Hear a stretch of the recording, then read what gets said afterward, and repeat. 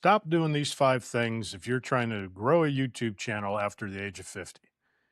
If you're over 50 and thinking about starting YouTube, these 5 mistakes can cost you months. I know because I've already made some of these. Stop thinking the video alone is enough. Stop making thumbnails that are too busy to read on a phone. Stop making videos for everybody. Stop talking too long to get to the point and stop ignoring YouTube analytics just because the numbers feel intimidating. My name is Mike, and in this video, I'm breaking down 5 mistakes creators over 50 make on YouTube. Mistakes that can keep good videos from getting clicks, views, and subscribers. I'm 62, I'm starting from scratch, and I'm learning this in real time. So this isn't coming from some guru telling you how easy YouTube is. It definitely isn't. This is coming from someone trying to figure it out and hopefully help you avoid the same mistakes that I've made already. I started this channel just less than a month ago. And I also launched a second channel that is unrelated to this one at the same time. Seems crazy to me. It's twice the work, and but it increases the learning curve for sure. Over this short time, I can already spot mistakes as well as things that really work. So honestly, each of these 5 things that I'll be going over next all warrant their own full episode, but I want to cue them all up here first and just to get you thinking. As you watch other videos, pay attention to how they are dealing with these 5 topics, especially larger, successful channels. I promise you, they are not ignoring these things. As older creators, we have the life experience, but YouTube has a different set of rules for us. So here are the top 5 mistakes us older beginners make on YouTube based on current creator guidance and what fits your channel. Number 1, thinking the video itself is enough. A lot of us creators starting later in life focus on recording, editing, uploading, but underplay the importance of the title, topics, description, and even the thumbnail. On YouTube, those are not decorations, those are the actual front door. The video is the product, the title and the thumbnail are the invitation, the hook is the first impression, and the description helps reinforce the promise that we're making. YouTube's own creator guidance says viewers usually see the thumbnail and title first, and then those 2 things help them decide whether to watch or not. YouTube also says 90% of the best performing videos have custom thumbnails. Initially, I thought making the video was going to be the hard part. Then I learned nobody watches the video if nobody's clicking first. You got to get them to click. So, how good the video and its content might be doesn't matter if you can't get people to click. Those of us starting later in life often come from a world where the work speaks for itself. On YouTube, the packaging has to speak first. The wording on the thumbnail needs to be short and to the point. It needs to create interest right out of the box. This challenges the viewer to click as a question they want an answer to. Make an outrageous statement and create curiosity. It needs to frame what the video is about. Keywords like stop doing this, or never do this, avoid this or that, and so on, grab viewers' attention. Then there's the title. Just like with the thumbnail, the title needs to also grab attention. Here we can start stacking and framing and use multiple pieces to make sure that we're doing that. So you have the attention from the thumbnail, for example, by using stop. A curious viewer is now going to look at the video title to learn what it is I'm supposed to stop doing, right? So if you simply said stop doing this, it doesn't really tell them anything. Stop making these thumbnail mistakes, for example. Now that gives them an idea what the video is about. From there, they either click or to go in or click away on to the next one if they have no interest. So if they click on the video, then you did your job. You created the curiosity to get them to watch. Our goal at this point is to now get them to stay, and we'll get into that here in just a minute. But number 2, making thumbnails too busy or too small to read.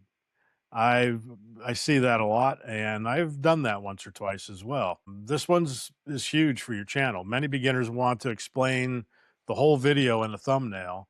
Too much text, too many objects, tiny details, low contrast, cluttered background. YouTube specifically recommends thumbnails that are not too complex. Use readable text, and be sure it works across different devices. That matters because thumbnails are seen on our phones, TVs, tablets, and desktops. All but a phone gives us plenty of space to add all kinds of crazy stuff to our thumbnails. However, most viewers are watching on a phone. If you don't believe that, just look at your analytics. It'll clearly show you what devices are being used to watch our videos. So we need to make sure the thumbnail does its job and creates enough interest. Even if it's only an inch or so big, it's not a lot of space on a phone. Most of us over 50 didn't grow up thinking in thumbnails, though. We think in stories, but the viewer is making a split second decision on a tiny little screen image. The fix: one face, one emotion, and one big idea, 3 to 5 words max. A good thumbnail example would be "Don't do this" is the words you're using in it, or "Stop doing this." To prove it works, you're watching this video and it's titled "Stop Doing This." So you tell me if it works or not. And sometimes you need to add a few more words. This one could have been 5 YouTube mistakes. It's another nice, short, and to the point wording if it does match the video. My best advice here is to look at your thumbnail on your phone and not from your computer or tablet screen. See how it looks, how easy it reads before you upload it. Number 3, starting too broad instead of serving a specific viewer. A lot of new creators say, well, my channel's for everyone. That usually means YouTube has no idea who to show it to. It's easy to fall into the trap that a wider audience means more views.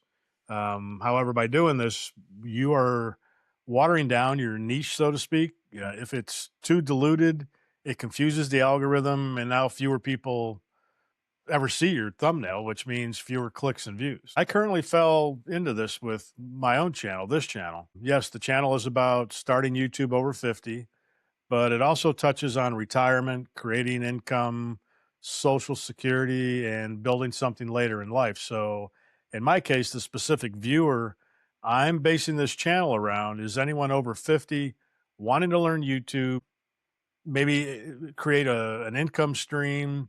It ties together, but it can get diluted too. Anyway, back to number 3.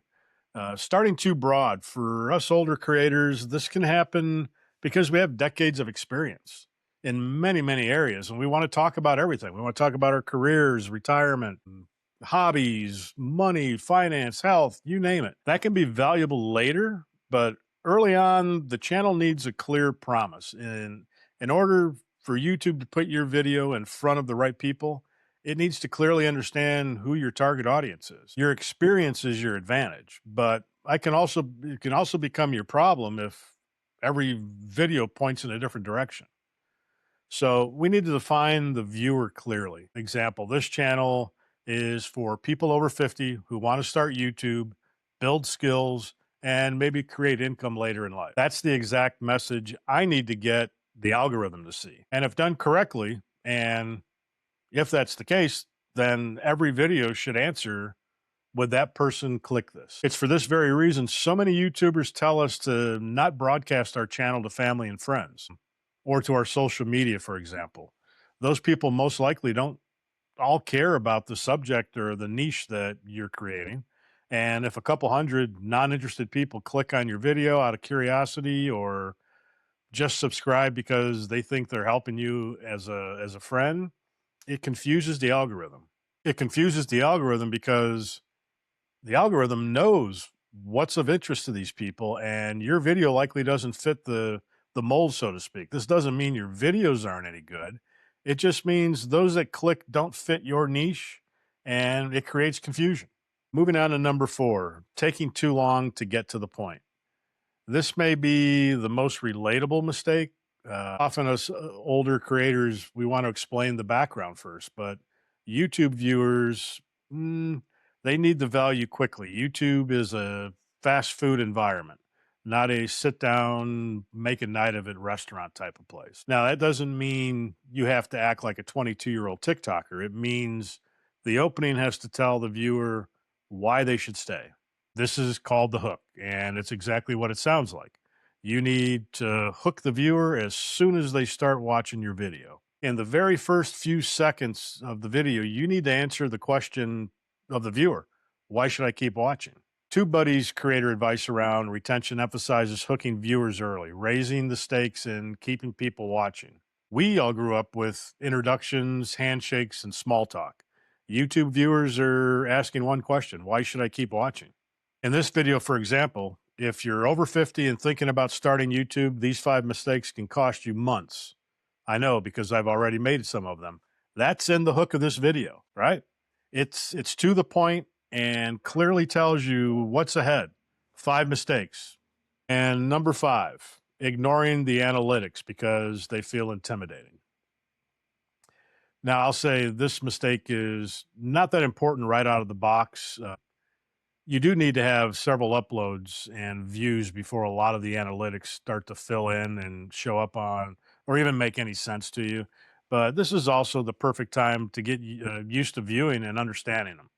This is a big older creator specific mistake. Many of us are not afraid of work, but we may be uncomfortable with the dashboard, charts, CTR, retention graphs, impressions, all of this data that we have all of a sudden placed in front of us that we may not fully understand yet. We can face technology barriers, including lack of comfort, lack of familiarity, and lower confidence with digital tools. YouTube itself recommends using analytics to review click through rate, thumbnails, titles, and audience behavior after you publish. You don't have to become a data scientist, but you do need to know what YouTube is trying to tell you. So, what do I mean by that? Well, if the content of your video is unclear or the title or thumbnail don't match the content of the video, YouTube gets confused on who they should be putting your videos in front of. And let's face it, YouTube is a business and they make their money on advertising. They want to promote our video as much as anyone else's, but if they are showing it to thousands of people and nobody is interested, YouTube's not going to waste its time trying to find the right audience, especially if the subject matter is all over the place, way too broad of a niche. So, how do you know if YouTube is even putting your video out there? Well, you can see that by looking at the impressions under the Reach tab in the analytics screen. This will tell you how many people they presented your thumbnail to. What about if your thumbnail or title are working? You can see that in the CTR, click through rate. This is telling you how many people actually clicked your thumbnail. Perfect. Now, are you retaining the audience or are they clicking off in just a few seconds?